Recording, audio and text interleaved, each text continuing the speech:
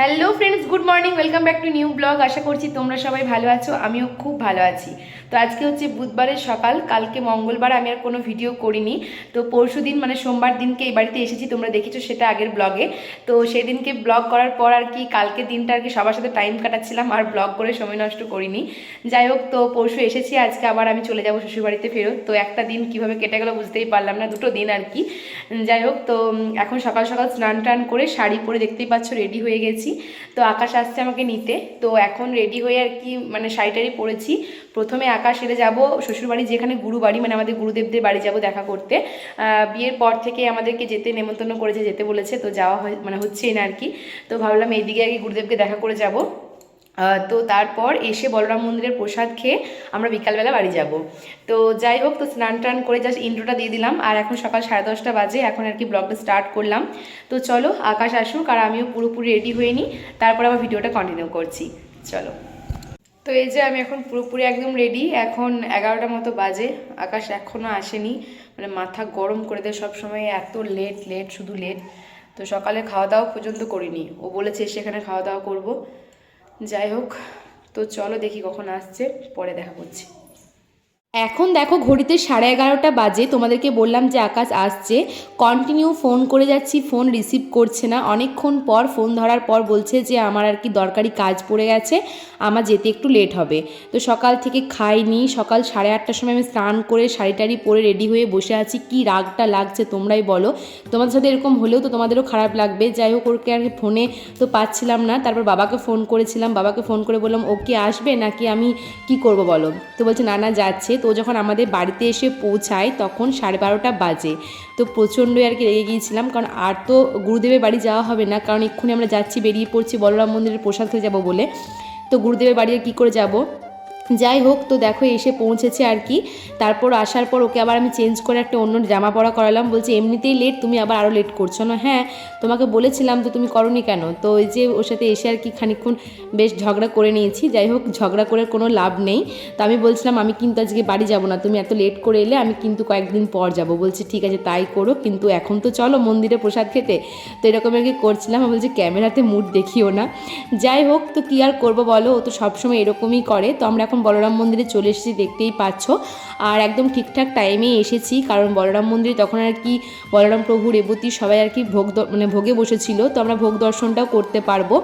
আর মণিমাদের সেবা চলছে আর কি। তো কালকেও আমি প্রসাদ খেয়ে গেছি একবার, আজকে আবার আকাশকে আমাকে বলেছে। তো বিয়ের পর ঠাকুরের প্রসাদ দিয়ে আর কি শুরু করা হলো। আর এখানে ইন্দ্রাণী বলছিল যে ব্লগ কি সবসময় করে, আকাশ বলছে না না, ও ঠিকঠাক টাইমে আর কি করে নেয়। যাই হোক, তখন ভোগ কমপ্লিট। এখন দেখো এই যে সেবায়ত মশাই এখন ঠাকুরগুলোকে নিয়ে আর কি বললাম দেবকে সবাইকে নিয়ে এখন মন্দিরে যাচ্ছে। আর এটা আর কি ক্যামেরা করার কোনো অ্যালাউ নেই, কিন্তু এখন অনেকেই করে, তাই একটু করেছিলাম শেয়ার করার জন্য তোমাদের সাথে। আর এরপর আর কি ভোগ দর্শন সেটা সবাই করতে পারে, তো আমরাও আর কি ভোগ দর্শন করেছিলাম, কিন্তু ভোগ মন্দিরের ভেতরে ঢুকিনি, ফোনটা আমি ইন্দ্রাণীকে দিয়েছিলাম, ও আর কি ভোগটা আর কি ভিডিও করে দিয়েছে।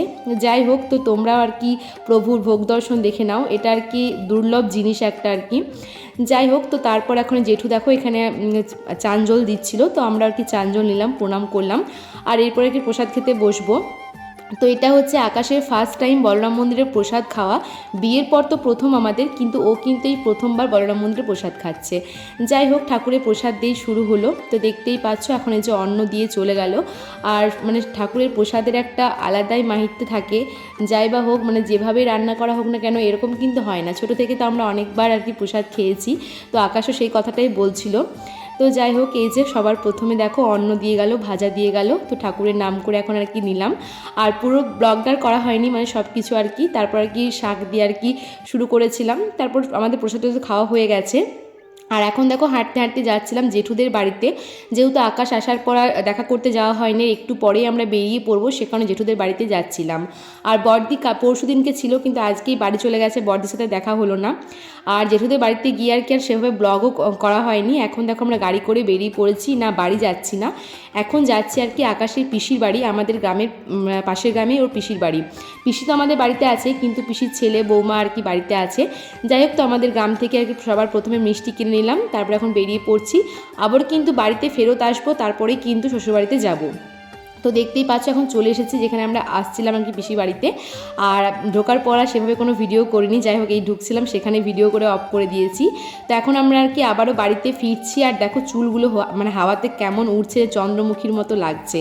তো আমরা যখন ফিরছিলাম এখন যাচ্ছে আর কি আমাদের ভাটাতে যাচ্ছিলাম, ইট ভাটায়। আগের দিন যখন বাবার সাথে আমি মানে কি আসছিলাম, যখন ইট ভাটার কাছে দাঁড়িয়েছিলাম তোমরা দেখেছিলে, তখন কিন্তু ভিডিও করা হয়নি, কিন্তু অনেকগুলো আর কি ভাটার মেয়ে আর কি এসেছিল, অনেকগুলো বোন মানে এসে আর কি বলছে দিদি ভালো আছো, জামাইবাবু আসেনি, জামাইবাবুকে আমি দেখতে পারিনি বিয়ের দিনকে যখন গিয়েছিলাম। তো যখন আর কি জামাইবাবু আসবে ভাটাতে কিন্তু একবার নিয়ে আসবে। তো ওরা অনেক করে বলেছিল, তাই আকাশকে বললাম যে চলো ওদের সাথে একবার দেখা করে যাই, যেহেতু ওরা আর কি বলেছে দেখা করার জন্য। বাবাকেও বলেছে কাকু তোমার জামাইকে নিয়ে আসবে, আমরা দেখবো। তো দেখো এই যে ওরা খুব লজ্জা পাচ্ছিল ক্যামেরা করছিলাম বলে, তো সবার সাথে ছবি তুলছিলাম। আর ওই যে সবুজ কালার ড্রেস পরেছে দেখতেই পাচ্ছ, ওই বোনটাই কিন্তু বিশেষ করে বলছিল আকাশকে দেখার জন্য। তো ওদের সাথে কথা বললাম, ছবি তুললাম। আর এখন এই যে এসেছি মানে ভাটার মানে যেখানে আর কি ইট তৈরি হয়। তো আমি তো আগের বছর লাস্ট এসেছিলাম যখন পিকনিক করেছিলাম, তখন দেখে গেছি আর কি কীভাবে কী হয়, আর ছোটো থেকেই দেখছি। আকাশ হয়তো অন্য ভাটায় দেখেছে, বাট আমাদের ভাটা তো প্রথমবার এলো, তাই কি দাঁড়িয়ে দাঁড়িয়ে দেখছিল।